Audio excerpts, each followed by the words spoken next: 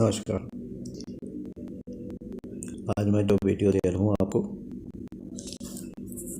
वो जो है कुछ ज़रूरी बातें जो मैं आपको बतलाना चाहता हूँ। असल में कुछ चीज़ ऐसी होती है कि मेरे पास बहुत सारे फ़ोन आते हैं, कच्चा कलवा, पेटकुटिया की साधना के बारे में। एक बात बताऊँ, ये बहुत ही भयंकर साधना होती है। ये घर में नहीं की जाती है, ये सिर्फ शमशान घाट में होती है। कच्चा कलवा की साधना सिर्फ शमशान घाट में की जाती है, वो भी जागृत शमशान में। वो भी किसी एकांत शमशान में। यदि कोई बबूल का या पीपल का पेड़ हो तो उसके नीचे, और ना हो तो किसी बहुत एकांत में, जहाँ तक आपके पास कुछ जल्दी से पहुँच ना सके।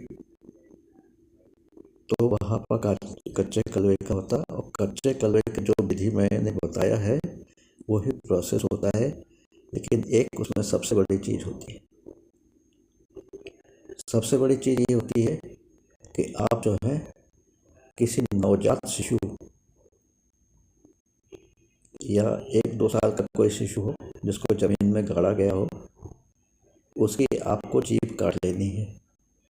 मरे हुए शिशु की जीभ काट के उस जीभ को अच्छी तरह से उखाड़ लीजिएगा, जिससे उसमें कीड़े वीड़े ना पड़े, वो सड़े ना।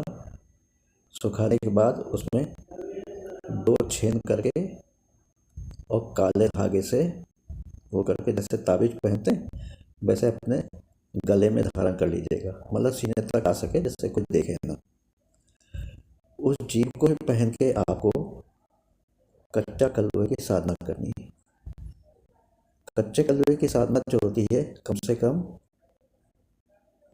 मैं तो 21 दिन बताता हूँ, लेकिन आप 40 दिन करिए, क्योंकि वो बच्चा होता है, बहुत ही शैतान होता है। 40 दिन में वो आपके समक्ष आ जाएगा, आपका काम करने लगेगा। कुछ लोग तो मुझसे ये भी कह रहे थे कि किसी कंपनी को मैंने जो कच्चा कलवा सिद्ध किया है उसको मुझसे लेना है। तो भाई, मैं ये सब काम, मैं पहले बता दूं, ये सब काम नहीं करता हूँ। अपनी चीज़ मैं किसी का किराए पर देता हूँ ना, चाहे करोड़ों का आप क्या मुझे अरबपति बना दे तब भी मैं दूंगा। मैं सिर्फ ज्ञान बांटता हूँ, कुछ नहीं। ये तो कच्चा कलवा हुआ। दूसरा एक मैंने नाभि दर्शना अप्सरा के साधना बताई। तो आप नाभि दर्शना जो होती है वो अत्यंत सुंदर होती है और बिल्कुल नेकेट होती है। उनके अंग विशेष जो है अपने बड़े बड़े खुले हुए बालों से ढके रहती हैं, और नीचे भी उसी तरह से कुछ ढके रहती हैं। लेकिन और कपड़े के उस जगह पर जैसे ब्लर कर देते हैं ना, किसी व्यक्ति विशेष को नहीं दिखलाने के लिए कैमरे में ब्लर कर दिया जाता है, वैसे वो एक हल्का सा झीना सा कपड़ा अपने नीचे गदान पर लपेटी रहती है और बहुत सुंदर होती है। अब उसकी विशेषता यह है, नाभि दर्शना में मैंने हमेशा 21 दिन की साधना बताई है, और जो है 11 माला रोज। अब आप उसको बढ़ा दीजिए मेरे कहने से। यदि नहीं सिद्ध हो रही तो बढ़ा दीजिए। 21 दिन की साधना की जगह आप 40 दिन का करिए, और 21 दिन बाद हर दिन 2-2 माला बढ़ाते रहिए, ठीक है ना। जब आप 2-2 दिन बढ़ाते रहेंगे तो वो निश्चय आपके पास आ जाएगी। पहले कुछ दिन तो इधर उधर आपको अनुभव होंगे, आ रहे जा रहे, लेकिन 41वें दिन वो आके आपके गोद में बैठ जाएगी। फिर आप मनचाहा कार्य उससे ले सकते हैं, ठीक है ना। लेकिन उसके बदले में आपको उसको संतुष्ट करना पड़ेगा, सेक्स से संबंधित। 2 बात ये हो गई। तीसरा जो है, बहुत लोगों ने मुझसे शव साधना की विधि पूछी। शव साधना की विधि मैं दे सकता हूँ, लेकिन जरा से टेढ़ी खीर है कि भारत में शव के साथ कुछ भी गलत करेंगे तो वो पुलिस केस बन जाता है। तो आप किसी शव साधना के लिए किसी ऐसे बहते हुए शव का जुगाड़ करिए जो कि क्या कहते हैं, युवा हो, हृष्ट पुष्ट हो, और जो है उसका कोई आगे पीछे देखने वाला ना हो। अधिकतर ये बनारस में घाट, मतलब घाट पर तो नहीं, घाट के दूसरी गंगा नदी तो 10 मिनट घाट है, उसके दूसरी साइड पे बिल्कुल सन्नाटा है, वहाँ पर अक्सर बहते ही मिल जाते हैं। शव साधना करना है आप उसी शमशान में, जो उधर की तरफ भी दाह संस्कार का सब कुछ होता है, आप वहाँ कोई बिल्कुल एकांत स्थान ढूंढिए, शव को घसीट के ले आइए, और जो है शव को घसीटने के बाद आप उसको नहलाइए धुलाइए, कपड़े पहनाइए साफ सुथरे, पूछिए, कपड़े धुलाइए। फिर उसके बाद उसका पीठ करके, मतलब पीठ ऊपर हो जिस पर आप बैठेंगे, और वो नीचे हो, सीना नीचे हो। उस शमशान में आपको एक तेज आरी जैसी कोई चीज ले जाइए, और जो है उसका ऐसे करके काटिए कि उसमें आपको घी भरना है। घी भर के और उसमें दीपक जलाने हैं, 5 दीपक जलाइए। फिर मैं शव साधना की विधि आपको बताऊंगा, ये पहले याद रखिएगा, अक्सर मैं भूल जाता हूँ, जरूरी चीज़ें दिमाग से निकल जाती है या वीडियो बहुत बड़ा हो जाता है। तो उसमें दीपक आपको जलाना है। आपको जो जाप करना है, बहुत लंबा प्रोसेस है। जाप करना है तो उसकी पीठ पर बैठ के, जब जाप का अंतिम समय आता है, तो जिस मुर्दे पर आप बैठे साधना कर रहे हैं, शव पर, वो अचानक हिलने डुलने लगता है। उस समय यदि आपने जरा सा भी डर हुआ, रोए तक खड़े हो गए, तो समझिए वो आपकी जिंदा तो है, वो जान लेके आपको जो है, आपकी जान लेके ही मारेगा, मगर आपको मार डालेगा। इसलिए यदि आप हिम्मती हैं तभी शव साधना बढ़िए। तो ये तो हुआ दूसरा। तीसरा, आप, बहुत लोग ऐसे होते हैं कि जो है हमसे पूछते हैं कि जब आदमी मर जाता है तब मैं क्या करूँ, उसके साथ क्या होता है। तो देखिए, आदमी इतनी जल्दी नहीं मरता है। आदमी को मरने में कम से कम 24 घंटा लगता है। उसके प्राण धीरे धीरे धीरे धीरे करके निकलते हैं। डॉक्टर तो क्या उसको मरा घोषित करता है, क्योंकि हार्ट भी बंद हो जाती है, सांसें बंद जाती है, आँख भी पलट जाती है। लेकिन मैं जानता हूँ कि 24 घंटे तक आत्मा उसके पास भटकती रहती है। इसलिए कभी कभी ऐसा होता है, मैंने अपने स्वयं आंखों से देखा, तो मरे हुए व्यक्ति का हल्का सा मुस्कान भी आती है, उंगलियां हिलती हैं, है ना। और कभी कभी वो खड़ा होने की कोशिश भी करता है, मतलब उसका सर ऐसे हिलता है या शरीर, और खड़ा होने की कोशिश करता है। तो होता क्या है कि मान लीजिए वो कोमा में हुआ। अब गांव देहात के लोग कोमा वोमा क्या जाने।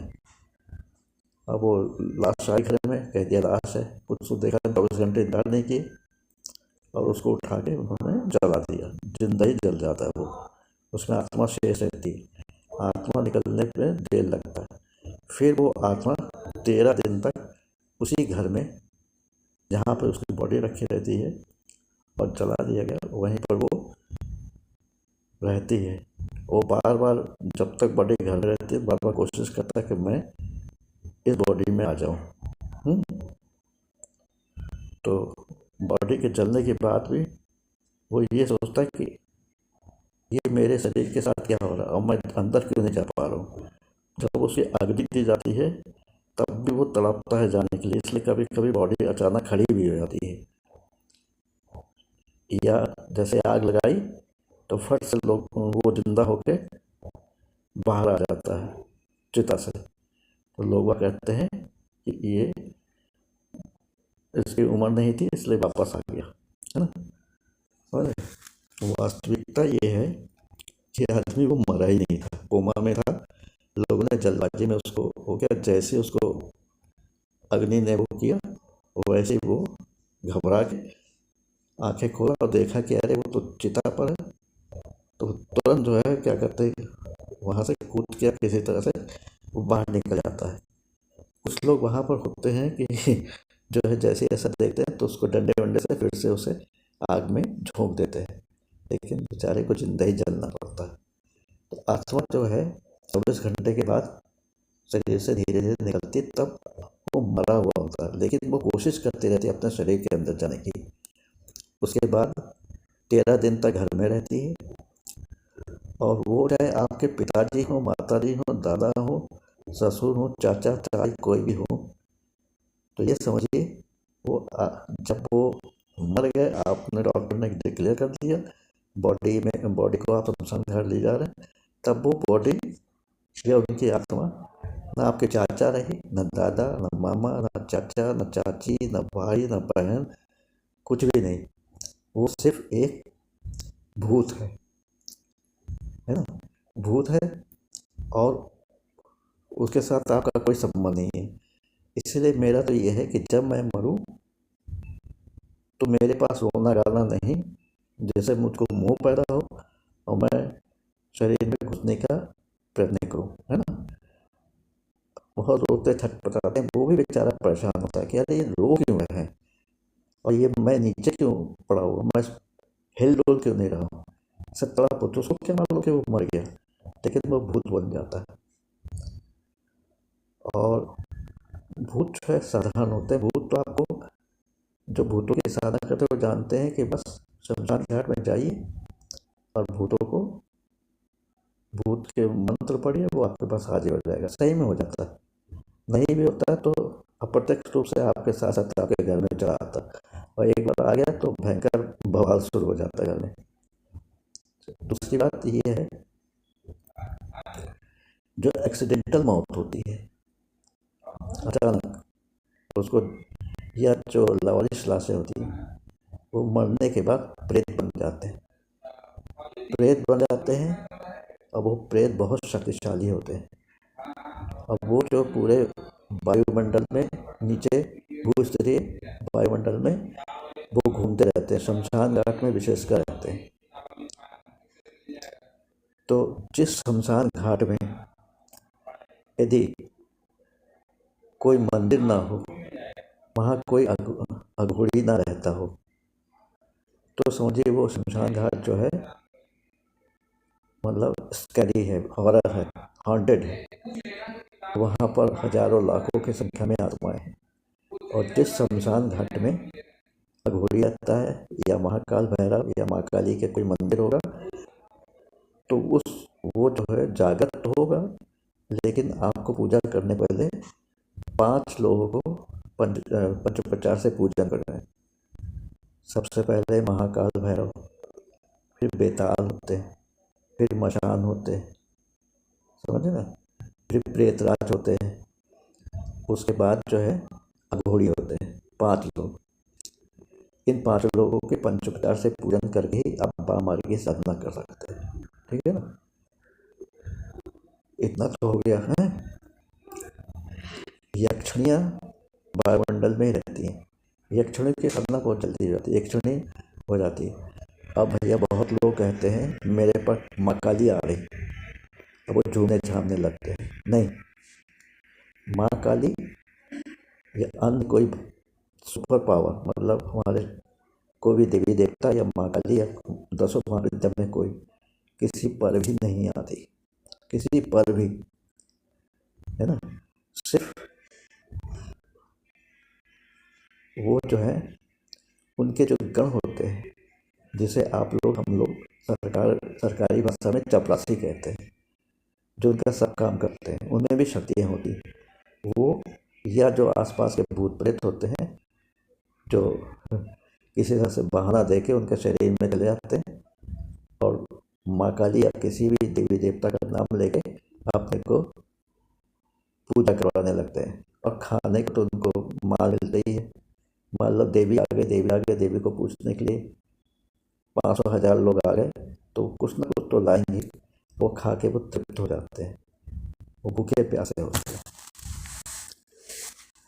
इस तरह से जो है, मेरे कहने का ये है कि जो कहते हैं कि मेरे पर माँ काली आई है, या कोई भी आई हैं देवी देवता, वो बिल्कुल झूठ बोलते हैं। और उसमें जो है उनकी तो चपरासी अटेंडेंट होते हैं। तो सबसे पहले कौन होते हैं कि माँ काली की सेविकाएं, हर माँ काली किसी देवी देवता के साथ सबसे पहले उनके जो है चपरासी के रूप में योगिनियाँ होती हैं, समझे, यक्षिणियाँ होती हैं। और जो है फिर इन लोग के पास भी पावर होता है। इन लोग जो है अपने पावर को माँ काली से ही प्राप्त करते हैं। वो भी करीब करीब बहुत शक्तिशाली होते हैं, योगिनियाँ हैं, यक्षिणियाँ हैं। उसके बाद ये जो है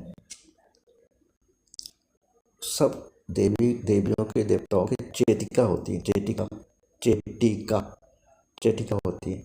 चेटिका जो होती है वह उनका सिर्फ काम ही होता है कि माँ काली का नैवेद्य ग्रहण करना और माँ काली को किसी के वश में नहीं होने देना। अक्सर होता है पूजा पाठ जब हम लोग करते हैं, हम लोग सोचते हैं माँ काली सिद्ध हो गई, माँ काली सिद्ध नहीं होती। वो उनकी योगिनियाँ हैं या छड़ियाँ हैं या चेटिका हैं, वो ही आती हैं। और उनमें इतनी ताकत होती है कि आप देखेंगे जो कहते हैं कि माँ काली आई हैं, वो 10-10 फुट तक उछल जाते हैं, खूब नाचते हैं, खूब सर हिलाते हैं, उनको कोई भी कष्ट नहीं होता। वो उनकी एनर्जी होती है, समझ में। फिर बहुत लोगों ने मुझसे संपर्क किया, अभी भी कर रहे हैं, यक्षिणियों की साधना करने के लिए। भाई मेरे, यक्षिणियाँ जो होती हैं ताउम्र भूखी प्यासी होती हैं, इसलिए उनको तो उनकी भूख शांत करिए। मतलब उनको खाने के लिए रोज जब भी कुछ खाएं उनको अर्पित करिए। और वे सिद्ध हो गई तो यदि वो सेक्स करेंगी तो मान लीजिए उसमें इतनी ज्वलंत भावना होती है सेक्स की कि आपको सब कुछ देंगी। हर सेक्स के बाद रुपया पैसा गहना घोड़ा गाड़ी सब कुछ देंगी, लेकिन आप कब तक अपनी साधारण स्त्री को तो आप संतुष्ट नहीं कर पाते और चले हो मायावी शक्ति को संतुष्ट करने। और यक्षिणियाँ तो ऐसी भी होती है कि आपने सिद्ध कर लिया, वो किसी समय आ जाएगी और कहेगी मेरे साथ करो। तो भैया आप एक बार करेंगे, 2 बार करेंगे, सेक्स करेंगे, करते करते आप 6 महीने के अंदर ही खत्म, है ना, मर जाएंगे। बहुत से मेरे पास आए कर्ण पिशाचनी, कहते कर्ण पिशाचनी जो है मुझको सिद्ध करनी है। कर्ण पिशाचनी 2 तरह की सिद्ध होती है। एक तो मैं जो साधारण रूप से सबको मंत्र देता हूँ कर्ण पिशाचनी का, उससे वो प्रसन्न हो जाती हैं, आ जाती है, लेकिन वो माँ के रूप में आती है, समझ ना। जो है मतलब कर्ण पिशाचनी बहुत सुंदर होती है, ऐसा नहीं जैसा फोटो में दिखाया गया भयंकर रूप वाली, वो नहीं।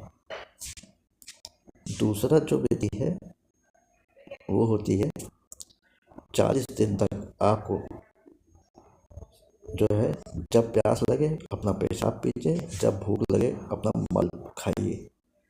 बीच में 1 घंटे में आप जो है 1 घंटे का समय है, तो आप सुबह से शाम रात गए हमेशा जाप भी करते रहिए। 1 घंटे में आप बाहर का खाना खा सकते हैं जैसे आपको पौष्टिकता मिले, और 2 घंटे का विश्राम कर सकते हैं, समझिए बड़ी चीज होती है। उस 1 घंटे में आप अपनी मनपसंद की कोई भी चीज़ खा सकते हैं, और बाकी समय जब भी प्यास लगे पेशाब पीजिए, जब आपको खाने की इच्छा हो, भूख लगे तो डटिए। एक मेरे शिष्य हैं अनुराग जी, उन्होंने 7 दिन तक कैसे किया था, उनको अनुभव भी हुए हैं। उनके दीवार के ऊपर ऐसा लगा दीवार के ऊपर कोई चल के गई है शक्ति। अब वो मैं जो फोटो है उसमें मेरे वीडियोस में देखिए, दीवार के ऊपर कोई साधारण आदमी चल नहीं सकता, खड़ी दीवार पे उनके पैरों के निशान वहाँ पर है। उनके अनुभव में देख चुका हूँ। अब वो हमसे इस समय संपर्क नहीं है, क्या कर रहे हैं, मैंने तो होली में कहा था फिर से कराऊंगा, पता नहीं वो करेंगे कि नहीं। तो ये होता है। तो यक्षिणियों की साधना करने वाले सावधान, आप जो है सेक्स के लिए तैयार रहिए, लेकिन आपकी सेक्स करते करते 6 महीने मौत है। आपने देखो घी वी खूब बढ़िया बढ़िया खाया है, दंड बैठक लगाइए, आप 15 साल जिंदा रह सकते हैं। उसके बाद आप मरेंगे, आप मरने के बाद क्या होता कोई नहीं जानता, लेकिन वो आप रहते कर ऐसी तरह से कर पिशाचनी होती है। कर पिशाचनी की दो साधना बता चुका है। एक तो साधारण रूप से जिसको माँ के रूप में पूजिए, वो प्रसन्न होकर आपके साथ आ जाएंगे, आपके कानों में सब बातें बताएंगे। और दूसरी ये विवश रूप से गंदा, यानी कि मल मूत्र खाना, किसी से बात न करना, एक कमरे में पड़े रहना, 2 घंटे का विश्राम, 1 घंटा कोई अच्छा खाना खा सकते हैं। ये सब सुबह रूल रेगुलेशन है, कोई मानता वानता है नहीं। कहते हैं मुझको सीधे करा दे, सीधे करा दे, कहाँ से करा दे भैया। मैं सब झेल चुका हूँ, कर चुका हूँ। अब वो उम्र भी नहीं रही इन सब चीज़ों करने की, लेकिन मैं कम से कम ज्ञान तो बढ़ता हूँ। तो मैंने आज आपको कुछ रहस्य बताए। सबसे पहले यक्षिणी की साधना करेंगे, वो आएंगी। यदि उनका पत्नी या गर्लफ्रेंड के रूप में पूजेंगे तो आपको उनके साथ सेक्स करना पड़ेगा। बहन या माँ के रूप में पूजेंगे तो शुद्ध सात्विक विधि से पूजा करना पड़ेगा। और गर्लफ्रेंड या बीवी के रूप में पूजेंगे तो आपको जो है मांस मदिरा का भोग उनके साथ सेक्स के सामने ही करना पड़ेगा। ये सब चीज़ें, सेक्स की भावना इतनी तड़ी हो जाती है कि आपकी साधना पीछे रह जाती है, वो सेक्स आगे बढ़ जाता है ना। तो इतनी सारी चीज़ें जो मैंने अपने अनुभव से जाना, सीखा, किया, इसलिए मैं दूसरों को बताते हुए ज़रा सा हिचकिचाता हूँ। पहले तो मैंने जब शुरू से शुरुआत की थी तो मैंने बताया, यदि आप यक्षिणियाँ, किन्नरियाँ, योगिनियाँ या भूत प्रेत कोई भी करना चाहते हैं तो आप सबसे पहले 3 दिन आप ऐसा शमशान जहाँ कोई न रहता हो, कोई न रहता हो, चिताएँ जलती हों, आप वहाँ पर रहिए।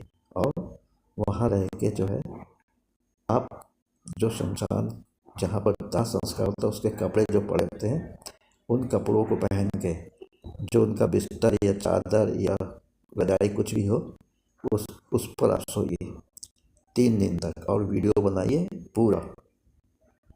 हर रात का वीडियो बना के मुझे भेजिए। जब मैं देखूंगा वीडियो या देखूंगा उस वीडियो में कोई अकल्पनीय, अविश्वसनीय चीज़ का आया है, तब मैं आपको परमिशन दूंगा। ये मैं पहले करता था, लेकिन समय बदल गया, बताने का मौका नहीं मिलता। तो और ना कोई अभी तक वीडियो किसने भेजा है ना। लोग अक्सर कहते हैं घर में जो पूजा पाठ कर रहे हो उसी की वीडियो बना लो, जोर जोर से मंत्र पढ़ो। कम से कम मेरे जो सब्सक्राइबर में बहुत ही मूर्धन विद्वान है, माने अति विद्वान भी होते हैं। वो तुरंत पता लगा लेते हैं कि ये गलत ढंग से पूजा कर रहा है या सही मंत्र पढ़ रहा है कि नहीं। तो प्लीज़ इन सब ख्याल रखोगे। जब भी कोई अनुष्ठान आप मुझसे प्राप्त करें, शुद्धता से पहले दिन का वीडियो आप मुझे भेजें, उसमें पूर्णतया मंत्र का प्रयोग शुद्ध रूप से जोर जोर से करिए और सब दिखाइए। तो साधन पूजा में तो मैं बताता हूँ कि सबसे पहले पंचदेव की पूजन कीजिए जो घर में करते हैं।